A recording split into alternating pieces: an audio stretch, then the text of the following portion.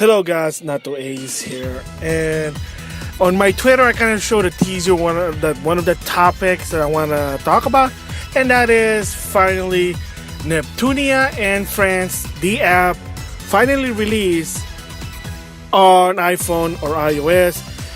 Yes, it is kind of unfortunate that if you have an Android, you're tough luck. And I know, I don't understand. In Japan, it's in both mobile. In America right now, Ideal Factory International said as of right now, they have no plans. You know, those corporate responses, like they're trying to make it open-ended, which is, well, it's kind of better than saying, well, you think about it, everything is function, Capcom related meme there, let's just say that. So with that, I'm going to give my thoughts about it, to what this app is, and if you're a super fan of the Neptunia series, then of course you might want to check this out. But a little bit of a disclaimer about this app, and you keep noticing I keep saying app rather than game, because it's not so much of a game, it's more of an app. If you have a Vita and you have the program called Wake Up Club, it's sort of like this, but on your phone. Kinda makes sense. And in my previous video when I talk about Manichi Compile Heart, this is what it is. So it is what it is. And it's an application to help you do your daily routine and interact with your favorite CPU goddess, Waifu. So you gotta keep in mind that Neptunia and Friends is an app, not a game. So the object of this app is your personal helper, your personal assistant, basically your personal CPU assistant, or the CPUs are helping you to do your daily life in your world. So you set up the alarm, notes, your birthday. That's basically, even the original, that's what it does. The only problem with the original one, there was really nothing else you can do unless you pay money to customize your CPU, give them more voice, and it's the same here, so it's understandable. Like I said, the app is free. It's just that if you wanna basically upgrade your personal CPU waifu, again, that's a keyword there, waifu, I'm sorry, then you gotta put in money. It kind of makes sense. So, I mean, is it good? Well, you know what? It's sort of popular in Japan, so let's see if it's popular in America. So does it have any game in it? To some extent, yeah, there is a mini game in this app. It's called, I think it's Poker High and Low. Yeah, so you're not really sort of playing, it's like a poker style rule, but technically the mini game is that you put in how many chips you put in, and you have to guess the CPU's card, whether it's at a high or it's at low. If your card is higher than the CPU, then you win, you get some coins. And the whole point of that mini game is that every time you always win, you build up their quote unquote the love gauge. So that's another aspect about this app, is that yeah, there is a mini game, but it's basically you're just playing a bit of a mini poker game, high or low, and then you have to, that's the only way, I think. There could be others, but that's the only way to basically fill up your love gauge. And then when you do that, there is a special mode that you basically wait for a while, and this is the part where, quote unquote, you kind of basically use your fantasy on your CPU waifu. So basically the touch feature that was got rid of in Fire Emblem Fates, because they thought it was quote unquote inappropriate and it wouldn't market in America. People says controversy, whatever. That's what it is. So think of it that, but on a Neptunia app. Again, like I said, it's an app. Is it really like you cannot spend a lot of time with this? Unless you really are an uber fan of Neptunia and you really are an uber fan of the CP and you want to quote unquote interact with them, you're not gonna probably spend a lot of time. Like I said, it is just a personal helper with the CPU. You set up your alarm, they'll tell you to wake up, go to work, whatever. And once in a while you can do conversation by basically just tapping on them. They'll ask some question. I mean, just generic question. And then once in a while, you get cake. And that's also another way beside the poker game is you give them cake, which is not pudding. I don't know why. There are 3 tier, a piece of cake, half a cake, and full cake, I think. And then, of course, different tier. The love gauge is going to go high. And then, like I said, if you do the love gauge right, you do get to basically get a kiss from them. The whole point is that they're supposed to help you. That's what, because that's what CPUs do in the world of Neptunia is. That's where they're basically running their own nation, is to help the people there. Because in order to be, to able to turn into their CPU mode, you have to have shares. In order to do that, people have to believe in them. And if you're a Uber fan, you already believe in them. You kind of get what I'm going there. So yeah, there is a game. There's a lot of interaction, more than before. And like I said, the app is free. But if you have to spend a lot of money, it depends on how much you love your CPU waifu. If, say, you're a Neptune fan, granted this, you're going to probably buy her clothes. You're going to buy her voice pack. You might be cheap, but if you accumulate a lot of this cost, it is going to cost a lot. So there's going to be a video, link in the description. This person actually lay out how much we're paying. It's really a lot if you're going to do all your waifus, your CPU waifus. So the thing is, you have to really also think carefully in this, because again, it's free. But you have to think about it, like, do you want to really please all your waifu, customize them, or do you want to start with one at a time? So for me, maybe one of my favorite one is Neptune. I'll only spend probably to some extent money on Neptune, whether it's clothes or the voice pack, because you put the money in, you add the voice pack, it'll be more interesting to interact with them, because now they have more voices you added in.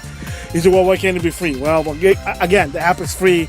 You gotta make money, and I guess it kind of makes sense. Again, like I said, who is it for this app? The people who are a fan of Neptunia series. That's the thing. If you're a fan of it, then granted, there you go, right here. So again, is it for everyone? Again, like I said, if you're an uber fan of the character and you really, really love them, and that's a keyword there, then you're probably gonna try at least the game out, and then you're probably gonna spend money in one of the CPUs. That's probably it there. But if you're just like, I just want to play a Neptunia game, well, again, this is not a game. It's an app. That's what it is. So there you go. I mean, is it fun? Yeah, but gotta be real. Again, I mean, unless you're an Uber fan, I know I'm repeating, you're probably not gonna stick for long for this one. Like, you're not gonna play this for long, for a while. You're probably gonna play like maybe 2 to 5 minutes, even 10 minutes, and then back to work. Because that's really, like, that's not much to do. It's a personal helper. That's only a personal assistant. I mean, there've been a lot. You could do that with your iPhone with Siri. So again, it's not bad, but you gotta keep in mind, not a game. So anything else that's good about this game, or this app, excuse me? The graphics, the frame rate, it's pretty good. It's really good for the app. Like I said, and I showed the demonstration the first time I did it, the Manichi compile heart. It depends where your finger is, they're gonna look at it, and it is at 60 frames. So the frames is pretty good, 60 frames. Second, thank you Ideal Factory. For me personally, thank you English voices. So thumbs up there. They got the people, English voices. And for Noir, it's Erica Mendez. If you don't know the history behind it, it was originally Erin. I think it's Erin something. I do forgot her name. I think her first name was Erin. The voice of Chie in Persona 4 Golden. Great voice actress. Very great voice actress. Unfortunately, prior on the localization of For Goddess Online, she decided to support the voice strike, kind of showed her support, and refused to do work. That's her decision. I got no problem with that. Because of it, then they just said, well, that's unfortunate. We gotta find someone else. They got Erica Mendez, another great voice actress. She's in My Hero Academia, My Two Heroes. There's for Funimation, there's an interview about her. she done a lot of anime video games. So no offense, I prefer her voice. I think she's much better than Aaron. No offense to her. I think just fits more with Erica Mendez. So hopefully she becomes the new stable one, in my opinion. But that's just my opinion there. That's just my opinion. So yeah, again, English voice. Even you put in the DLC, everything's English voice. So does it have a Japanese option? That's a downside. So if you're a person who prefers Japanese sub, then you're kind of out of luck. It's only in English. There is no option.